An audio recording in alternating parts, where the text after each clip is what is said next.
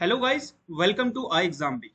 Guys, आज के हमारे इस वीडियो में हम लोग 13 अगस्त से रिलेटेड जो भी आपके लिए इंपॉर्टेंट न्यूज़ हैं जो कि आपके एग्जाम पॉइंट ऑफ व्यू के लिए बहुत इंपॉर्टेंट है, उन सबको एनालिसिस करेंगे।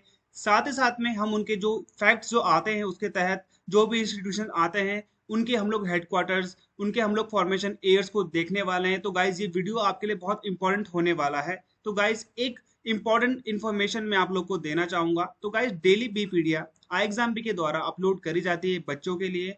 आप उसे इंग्लिश और हिंदी दोनों माध्यम में पढ़ सकते हैं। आप डेली पढ़ना चाहें आप डेली पढ़ सकते हैं, वीकली एंड मंथली भी आपको वहां पे अवेलेबल हो जाएगा।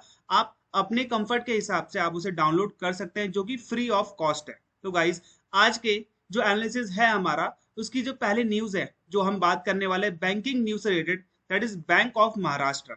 अब ये जो बैंक ऑफ महाराष्ट्र है, ये क्या बोला गया है कि ये इमर्ज हुआ है as a top performer among the public sector, यानी कि जो सरकारी बैंक्स हैं उनके लेंडर्स के रूप में। ठीक है, terms of loan and deposit जो ग्रोथ हुई है इसकी परसेंटेज के हिसाब से, तो वो फर्स्ट क्वार्टर 2022-23 के हिसाब से ये लोग बात कर रहे हैं। यहाँ पे 27.10% का इंक्रीमेंट यहाँ पे आपको देखने को मिलता है, किसमें? ग्रॉस एडवांसेस में। यानी कि हम बात कर रहे हैं बैंक ऑफ महाराष्ट्र की। इसके बाद जो सेकंड नंबर में आता है दैट इज आईओबी, यानी कि इंडियन ओवरसीज बैंक, जिसने 16.43% की ग्रोथ दिखाई है। एंड उसके बाद जो थर्ड रैंक आता है that is bank of Baroda, जिसने 15.73% का राइज दिखाया है, जो कि उनके एडवांस ग्रोथ पर है। यानी कि हम बात कर रहे हैं यहाँ पे सिर्फ लोन की, जो ये लोन इन्होंने यहाँ पे दिया है, एडवांसेस जो इन्होंने दिए हैं, उसमें जो सबसे ज्यादा हाईएस्ट परसेंटेज जिसका एक तरीके से इंक्रीमेंट हुआ है that is bank of Maharashtra. अब यहाँ पे आपको तीन चीजें देखने को मिलेंगी: bank of Maharashtra, Indian overseas bank and bank of Baroda. तो यहाँ पे बात कर लेते हैं बैंक ऑफ महाराष्ट्र की, जिसका हेडक्वार्टर आपको पुणे में देखने को मिलेगा। इसके सीईओ और एमडी है ए एस राजीव, एंड इसकी स्टैब्लिशमेंट हुई थी 1935 में। अगर हम लोग बात करें आईओबी यानी कि इंडियन ओवरसीज बैंक, तो यहाँ पे इसका हेडक्वार्टर है चेन्नई में। इसके CEO that is Partha Pritam Pratim and Sen Gupta. तो यहाँ पे आपने इसको ध्यान देना है, ये कब स्टैब्लिश हुआ था? 1937 में। एंड लास्ट अगर हम लोग बात करें बैंक ऑफ बड़ौदा की, दैट इज हेडक्वार्टर इसका कहाँ पे मिलेगा आपको? वडोदरा। जो आपको पता है ये नया नाम है किसका? बड़ौदा का। तो वडोदरा इसका आपको हेडक्वार्टर मिलेगा। एंड इसके एमडी एंड सीईओ कौन है? That is Sanjiv Chadha, Sanjiv Chadha. और इसकी स्टैब्लिशमेंट कब हुई थी? 1908 में हुई थी। ये तीनों बैंक की मैंने आपको स्टैब्लिशमेंट डेट बता दी है। इसके मैंने आपको सीईओ एंड एमडीज भी बता दिए हैं। तो ये तीनों भी स्टैटिक जो आपके लिए इंफॉर्मेशन है बहुत इंपॉर्टेंट है। चलिए अगली न्यूज हम लोग देख लेते हैं जो कि एक्विजिशंस के ऊपर है। तो यहाँ पे आपको ध्यान होगा कि अभी कुछ महीने पहले अडानी ग्रुप ने एसीसी और अंबुजा, हालांकि ये दोनों सब्सिडरी हैं, इसके जो एक्विजिशन थी इसको कंप्लीट कर लिया है। लेकिन रिसेंटली ये न्यूज में कब आया? जब सीसीआई ने, कंपटीशन कमीशन ऑफ इंडिया ने इसको अप्रूव किया, अप्रूवल दिया। तो यहाँ पे जो दो कंपनीज हैं, ठीक है, कब? यहाँ पे आपने ध्यान देना है इस चीज को कि ये कब न्यूज थी? 15 मई 2022 में ये एक्वायर कर लिया था, जहां पे 10.5 बिलियन डॉलर यानी कि 81,339 करोड़ का जो ट्रांजैक्शन था मई 2022 में ये कंप्लीट कर लिया गया था अडानी ग्रुप के द्वारा। और यहाँ पे अडानी ग्रुप आज की डेट में क्या बन चुका है? Second largest cement player in India. और फर्स्ट रैंक किसका है? अल्ट्राटेक का है। तो यहाँ पे आपको दो चीजें मिल गई कि फर्स्ट रैंक किसका है और सेकंड रैंक किसका है। तो सेकंड रैंक में कौन आ चुका है आज की डेट में? अडानी ग्रुप आ चुका है, और फर्स्ट रैंक अभी भी अल्ट्राटेक के पास है। तो यहाँ पे सबसे इंपॉर्टेंट चीज क्या है? यहाँ पे मैंने आपको बोला कंपटीशन कमीशन ऑफ इंडिया, जिसका हेडक्वार्टर आपको देखने को मिलेगा न्यू दिल्ली में।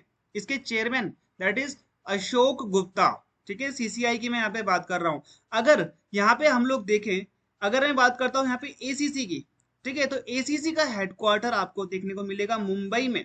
और इसके सीईओ वर्तमान में कौन है? That is Sridhar Balakrishnan. ठीक है, श्रीधर बालाकृष्णन इसके क्या है? एक तरीके से यहाँ पे सीईओ है। और इसकी जो पेरेंट कंपनी है, पेरेंट कंपनी क्या है? दैट इज होलसिम, जो कि एक स्विट्जरलैंड की कंपनी है। और इन्होंने इसका जो एडमिनिस्ट्रेशन था, मैनेजमेंट कंट्रोल था, ये 2004 में ले लिया था। यानी कि 2004 में इन्होंने इसके मैनेजमेंट को एक तरीके से कंट्रोल कर लिया था। और यहाँ पे मैं आपको बता दूं, जो एसीसी है वो अंबुजा की एक तरीके से क्या है? सब्सिडरी है।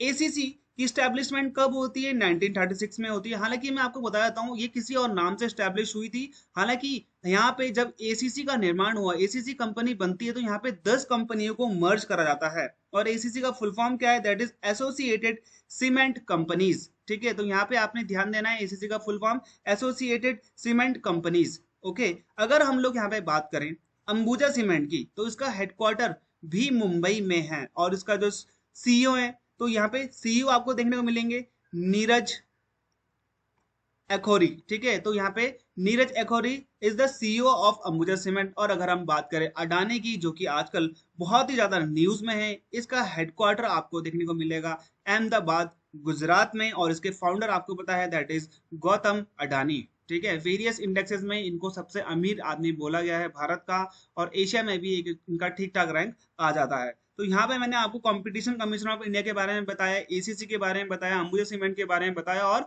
अडानी के बारे में भी बताया, जो कि आपके एग्जाम पॉइंट ऑफ व्यू के लिए बहुत इंपॉर्टेंट है। अब हम बात कर लेते हैं कुछ इंपॉर्टेंट चीजों की, जो कि न्यू लॉन्च है, एयरटेल।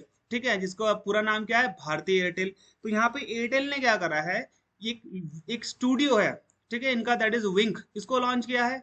ये किस लिए किया है, क्योंकि यहाँ पे क्या चाहते हैं, ये म्यूजिक डिस्ट्रीब्यूशन इकोसिस्टम पैदा करना चाहते हैं, एक तरीके एनवायरनमेंट पैदा करना चाहते हैं, जहां पे इंडिपेंडेंट आर्टिस्ट जो भी है, जो कि म्यूजिक से है, पॉडकास्ट है, वो अपना स्ट्रीमिंग कर सकते हैं। और स्ट्रीमिंग करके क्या होगा, तो यहाँ पे जो भी आर्टिस्ट है, अगर वो यहाँ पे लॉन्च करता है, वो पार्टनर है, तो यहाँ पे वो मोनेटाइज कर सकता है अपनी म्यूजिक को। ठीक है, और यहाँ से वो पैसे भी कमा सकता है। सबसे इंपॉर्टेंट चीज यहीं पे है। तो यहाँ पे ये म्यूजिक क्या है, ये होस्ट करेगा एक तरीके से, ये क्या है, प्लेटफॉर्म में वो क्या कर पाएंगे, होस्ट कर पाएंगे। और यहाँ पे जो इंडिपेंडेंट आर्टिस्ट है, उनको हेल्प मिलेगी इकोनॉमी से रिलेटेड, जो वो पैसा कमा सकते हैं। तो यहाँ पे हम लोग अगर बात करते हैं एयरटेल की, दैट इज हेडक्वार्टर इनका मिलेगा आपको न्यू दिल्ली में। इसके जो सीईओ हैं अभी हैं, that is Gopal Whittle. Okay, तो यहाँ पे मैंने आप लोग को बता दिया है इस्टेब्लिशमेंट कब हुई थी इसकी, 1995 में हुई थी। और इसके फाउंडर कौन है, दैट इज सुनील भारती मित्तल।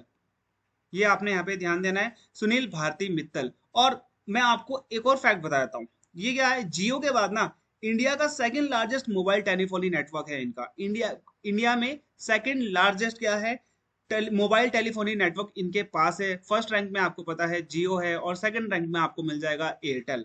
अगर हम लोग यहाँ पे बात कर लेते हैं मोबाइल नंबर पोर्टेबिलिटी, यहाँ पे आपने देखा होगा एमएनपी बहुत इंपॉर्टेंट था एक टाइम पे। तो यहाँ पे जो एमएनपी था, ये एक एक्स्ट्रा फैक्ट मैं आपको बता रहा हूँ, एमएनपी लॉन्च तो करा गया 2011 में, बाई किसके द्वारा, यहाँ पे Manmohan Singh, the then prime minister of India. यहाँ पे आपने ये ध्यान देना है कि मोबाइल नंबर पोर्टेबिलिटी को लॉन्च करने वाला पहला स्टेट कौन सा था, दैट इज हरियाणा। तो यहाँ पे हरियाणा आपने यहाँ पे ध्यान देना है। अगर मैं यहाँ पे बात करूँ ट्राई की, telecom regulatory authority of India, जो कि हमारे टेलीकॉम सेक्टर को रेगुलेट करता है। आपको पता है भारत में जो भी सेक्टर है, उन सबको रेगुलेट करने के लिए एक रेगुलेटरी बॉडी यहाँ पे बनाई जाती है।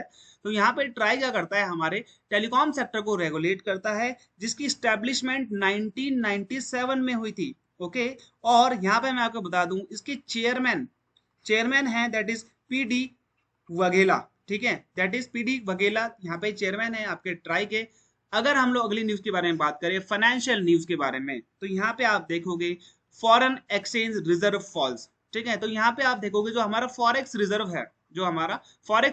है, वो नीचे गिरता जा रहा है। इसके पीछे रीजन क्या है, यहाँ पे आपको जानने बहुत जरूरी है, एग्जाम पॉइंट ऑफ व्यू के लिए बहुत इंपॉर्टेंट हो जाती है न्यूज। और आपको ये चीज पता होगी कि जो फॉरेक्स रिजर्व है, उड़ता, यहाँ पे आपने देखा होगा कभी बढ़ता है, कभी यहाँ पे नीचे गिरता है। तो ये इसमें जो एक तरीके से फ्लक्चुएशंस हैं, यहाँ पे इसके आते रहते हैं। तो यहाँ पे ये फॉरेक्स रिजर्व में सबसे इंपॉर्टेंट चीज क्या है, तो यहाँ पे जो हमारा फॉरेक्स रिजर्व है, यूएस डॉलर 897 मिलियन से हमारा कितना हो चुका है, यूएस डॉलर 572.978 बिलियन। ठीक है, इसका पीछे रीजन क्या बोला है, तो यहाँ पे बोला है फॉरेन करेंसी एसेट जो होता है, और जो उसके कुछ मेजर रीजंस होते हैं, उसकी वजह से ये डाउनफॉल आया है। तो यहाँ पे जो डाटा शो करा गया है फॉरेक्स रिजर्व का, तो यहाँ पे आप देखोगे जो फॉरेन करेंसी एसेट है, वो डिक्लाइन हुआ है यूएस डॉलर 509.646 बिलियन, जो कि मैं आपको बता चुका हूँ। गोल्ड रिजर्व हालांकि यहाँ पे इंक्रीज हुआ है, that is US dollar 40.313 billion. और यहाँ पे अगर हम लोग बात करें एसडीआर की, special drawing right with the IMF, rose to $18.031 billion. इसी के आधार पर आईएमएफ लोन देता है, क्योंकि यहाँ पे कंट्री का कोटा सिस्टम भी होता है। अगर हम लोग बात करें लास्ट पॉइंट की, लास्ट डाटा की, that is the country reserve position with the IMF decline to $4.987 billion. यहाँ पे आप देखोगे जो ये फॉरेक्स रिजर्व हमारा डिक्लाइन हुआ है, इसी से जो आईएमएफ है, यहाँ पे जो हमारी पोजीशन होती है, रिजर्व पोजीशन होती है, वो डिक्लाइन हुई है $4.987 बिलियन से। तो यहाँ पे आपने देखा फॉरेक्स रिजर्व से रिलेटेड न्यूज। यहाँ पे सबसे इंपॉर्टेंट आपने देखा होगा आईएमएफ का नाम आया है, तो आईएमएफ की स्टैब्लिशमेंट कब हुई थी, दैट इज 27 दिसंबर 1945 में। इसका हेडक्वार्टर आपको देखने को मिलेगा वॉशिंगटन डीसी, यानी कि डिस्ट्रिक्ट ऑफ कोलंबिया। इसके total member country that is 190। अगर हम लोग बात करें यहाँ पे इसके एमडी की, तो दैट इज क्रिस्टलिना जॉर्जिवा। तो यहाँ पे ये एक बल्गेरियन इकोनॉमिस्ट हैं। 2019 से यहाँ पे ये एज ए एमडी वर्क कर रही है आईएमएफ की। और सबसे इंपॉर्टेंट चीज अगर हम लोग बात कर रहे हैं आईएमएफ की, तो यहाँ पे एक नाम जो कि भारत से बहुत इंपॉर्टेंट है, ये है भारत से, यानी कि हम बात करें इंडो अमेरिकन इकोनॉमिस्ट हैं, दैट इज गीता गोपीनाथ। और ये आईएमएफ की फर्स्ट डेप्यूटी एमडी भी हैं, फर्स्ट डेप्यूटी एमडी बनी है। ओके, तो यहाँ पे बहुत इंपॉर्टेंट है, ये आपने यहाँ पे इस चीज को ध्यान देना है। तो ये जो फर्स्ट डेप्यूटी एमडी बनी है, तो ये 21 जनवरी 2022 से बनी है। इससे पहले ये क्या थी, ये इससे पहले आईएमएफ की चीफ इकोनॉमिस्ट भी रह चुकी है 2019 से 22 के बीच में। ओके, तो यहाँ पे गीता गोपीनाथ का जो जन्म हुआ था 1971 में कोलकाता में हुआ था, एक मलयाली फैमिली में। बाद में ये बीए करती हैं और एमए करती हैं। बीए इनका था लेडी श्री राम कॉलेज से और एमए था इनका Delhi school of economic. Okay, अगर हम लोग यहाँ पे बात करें सबसे इंपॉर्टेंट चीज क्या होती है, आपने देखा होगा जुलाई 7 में एक न्यूज आई थी कि इंडिया से फर्स्ट वुमेन इकोनॉमिस्ट है जो आईएमएफ की wall of former chief economist में इनकी एक तरीके से फोटो आई, एक तरीके से यहाँ पे इनकी जो इमेज है वहां पे इनको देखने को मिला, इनका नेम आया है। तो ये क्या होता है कि जो आईएमएफ होता है वो अपने जो अर्लियर जो इनके चीफ इकोनॉमिस्ट होते हैं, जो जिन्होंने बहुत अच्छा काम किया होता है या फिर उन्होंने बहुत अच्छे एक तरीके से रिफॉर्म्स लाए होते हैं, तो उनको क्या करता है, ये particularly wall of former chief economist में इनका नाम दर्ज कराता है। तो यहाँ पे भारत से ये फर्स्ट वुमेन थी। अगर हम बात करें क्या ये भारत से पहले व्यक्ति भी थी, नहीं, भारत से पहले एक और व्यक्ति ऐसे हैं जिनका नाम आ चुका है IMF wall of former chief economist, वो आपने मुझे कमेंट में बताना है। ओके, अगर हम लोग बात करें कुछ स्कीम्स की, मिशन की, जो कि आज की डेट में न्यूज में है, that is national edible oil mission. तो यहाँ गवर्नमेंट ने क्या बोला है, गवर्नमेंट ने बोला है कि हम एम करते हैं रिड्यूसिंग इंपोर्ट को, यानी कि हम बाहर से जो इंपोर्ट करते हैं, हम डिपेंडेंसी को क्या करना चाहते हैं, 25 से 30% तक कम करना चाहते हैं, जो कि पाम ऑयल की डिपेंडेंसी है हमारी। और ये जो पाम ऑयल की डिपेंडेंसी है, ये हमारी किस देश के प्रति है, इंडोनेशिया के प्रति है। ये इंडोनेशिया से हम लोग बहुत ज्यादा पाम ऑयल इंपोर्ट करते हैं, क्योंकि इंडोनेशिया और मलेशिया विश्व का 85% जो पाम ऑयल है उसको प्रोड्यूस भी करते हैं। ठीक है, तो यहाँ पे ये क्या बोल रहे हैं, 2030 तक हम लोगों ने क्या करना है, जो अपनी डिपेंडेंसी है वो 30% तक कम करना पड़ेगा under national edible oil mission. तो ये कुछ इस प्रकार से ये लॉन्च हुआ था। तो यहाँ पे मैं आपको बता दूं, जो नेशनल एडिबल ऑयल मिशन है ये लॉन्च होता है अगस्त 2021 में।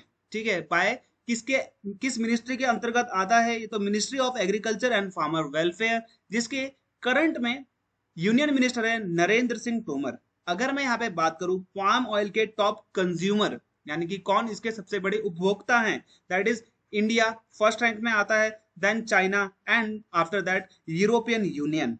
अगर मैं बात करूं कि सबसे इंपॉर्टेंट चीज क्या है पाम ऑयल से रिलेटेड, तो ये है वर्ल्ड का मोस्ट कंज्यूमेबल ऑयल। ये भी कई बार एग्जाम में आ रखा है। और यहाँ पे सबसे इंपॉर्टेंट चीज क्या है कि जो पाम ऑयल है ये इतना इंपॉर्टेंट क्यों है, तो ये जो पाम ऑयल है इसका प्रोडक्शन हम किस लिए करते हैं, क्योंकि हम इसका यूज करते हैं डिटर्जेंट बनाने में, प्लास्टिक बनाने में, कॉस्मेटिक बनाने में, बायोफ्यूल बनाने में, और भी कई अन्य चीजें हैं जिसमें इसका इस्तेमाल करा जाता है। और अगर मैं बात करूं इसके टॉप प्रोड्यूसर की, दैट इज इंडोनेशिया, सेकंड में आता है मलेशिया, जो कि वर्ल्ड का 85 प्रोडक्शन जो करते हैं यही दो कंट्री करती हैं। अगर मैं बात करूं सिर्फ इंडिया की, तो ये आपने मुझे कमेंट में बताना है कि इंडिया में कौन सा स्टेट सबसे ज्यादा प्रोड्यूस करता है palm oil, first and second rank दोनों। अब आपको मैं यहाँ पे बता दूं, जो यहाँ पे नेशनल एडिबल ऑयल मिशन है, जो कि ऑयल पाम का है, तो यहाँ पे स्पेशल फोकस किस पे करा जाएगा, north eastern region and Andaman and Nicobar island, क्योंकि यहाँ पे जो भी क्लाइमेटिक कंडीशन है वो किसके अनुकूल है, पाम ऑयल के जो प्रोडक्शन होता है उसके अनुकूल है। ओके, तो यहाँ पे ये आपको मैं कुछ हमारे बीपीडे का इमेजेस दिखा रहा हूँ, स्क्रीनशॉट्स दिखा रहा हूँ, किस प्रकार से हम लोग चीजों को कवर करते हैं, कितना कवर करते हैं, यहाँ पे आप लोग देख सकते हो। तो यहाँ पे आप देख लीजिए, Odisha impact with NIOT Chennai on climate resilient coastal protection measure. तो यहाँ पे एक एमओयू साइन करा गया है, किसके द्वारा, department of water resource, government of Orissa जो कि गवर्नमेंट ऑफ उड़ीसा के अंतर्गत आता है, और national institute of ocean technology जो कि चेन्नई में है। तो यहाँ पे देखिए कई बार ना आपसे स्टैटिक क्वेश्चन में पूछ लिया जाएगा कि national institute of ocean technology कहाँ पे है, तो दैट इज चेन्नई। तो यहाँ पे एमओयू जो साइन करा गया है फॉर नेक्स्ट 5 ईयर, तो ये हेल्प करेगा to the life and property of people of coastal areas, जो कोस्टल एरियाज में जो हमारे तटों में जो लोग रहते हैं उनके प्रोटेक्शन के लिए। ठीक है, यहाँ पे ये चीज क्या करी गई है, साइन करी गई है।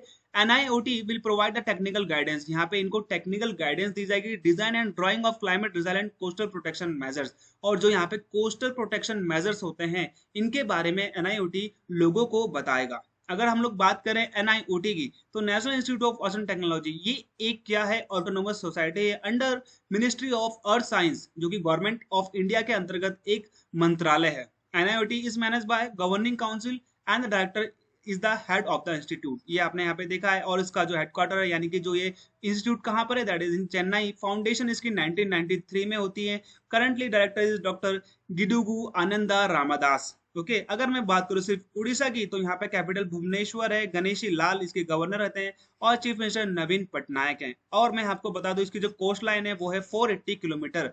अगर मैं बात करता हूँ यहाँ पे कोस्ट लाइन की, तो भारत में गुजरात एक ऐसा स्टेट है जिसकी 1310 किलोमीटर की कोस्ट लाइन है, जो कि भारत में सबसे लंबी कोस्ट लाइन वाला स्टेट बन जाता है। अगर सबसे शॉर्टेस्ट की बात करूं, दैट इज गोवा, जिसकी है कोस्ट लाइन 131 किलोमीटर की। तो यहाँ पे मैंने 2 फैक्ट्स आपको बता दिए हैं। अब सबसे इंपॉर्टेंट चीज क्या है, आपने मुझे ये बताना है कि जो गोवा का कोस्टल एरियाज है हम उसको किस और नाम से भी जानते हैं।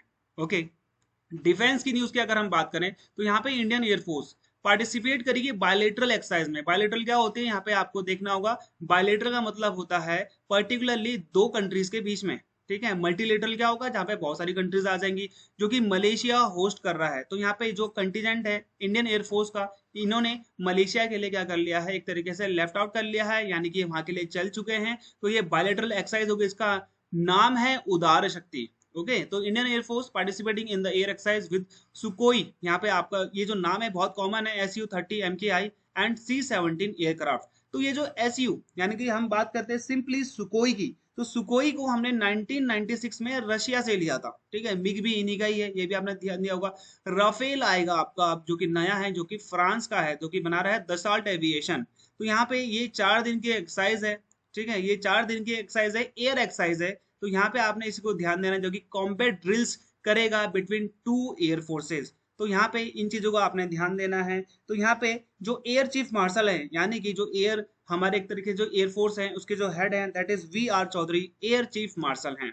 ओके, इंपॉर्टेंट डेज की हम लोग बात करते हैं, कुछ इस प्रकार से हमने कवर किया है। 13 अगस्त को वर्ल्ड ऑर्गन डोनेशन डे, यानी कि विश्व अंगदान दिवस। ओके, तो यहाँ पे आप देख रहे हो ये मनाया जाता है हर साल 13 अगस्त को, जो कि हम बोलते हैं world organ donation day. Okay, यहाँ पे एम क्या है, तो यहाँ पे अवेयरनेस को स्प्रेड करना है अबाउट कि हमने ऑर्गन, यानी कि जो हमारे ऑर्गन होते हैं, अंगदान होते हैं, उसको करना है। और यहाँ पे जो भी लोग हैं जिनको ये चाहिए होता है, जिससे लोगों की मौत हो जाती है अगर वो नहीं मिलता है, तो यहाँ पे जो लोगों की डेथ है वो कम हो पाएगी इस वजह से। इंडिया का खुद का अपना एक ऑर्गन डोनेशन डे भी है, जिसे हम बोलते हैं नेशनल ऑर्गन डोनेशन डे, जो कि हम नवंबर 27 में सेलिब्रेट करते हैं। तो गाइज ये थी हमारी आज की कुछ न्यूज। कैसी लगी आपको ये न्यूज, बिल्कुल मुझे कमेंट में बताएं आप लोग, मैं आपके कमेंट का जवाब दूंगा।